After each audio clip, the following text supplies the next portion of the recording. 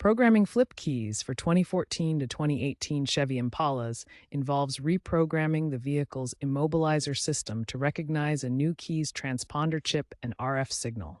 There are two main scenarios: adding a key when you have an existing one, and the more complex all keys lost situation. Adding a key is DIY friendly when you have a working key. It typically takes 5 to 10 minutes and involves a simple process of cycling the ignition and doors. The all keys lost scenario is more challenging. It often requires specialized diagnostic tools to reset the body control module or professional help. Both situations involve reprogramming the immobilizer, but incorrect steps can trigger anti-theft modes. To add a key when you have one working key, start by inserting the working key into the ignition. Turn the ignition to on position, but do not start the engine. Cycle the door locks by locking and unlocking them. Remove the working key, then insert the new key, and repeat the process to program it.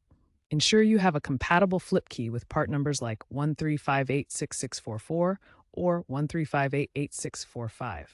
For all keys lost, you'll need a diagnostic tool to reset the body control module and program a new key. Be aware that bypassing security measures may void your warranty and cause electrical issues. Always ensure the key blade is properly cut to match your ignition cylinder before programming. If DIY fails, consult a professional locksmith to avoid BCM corruption.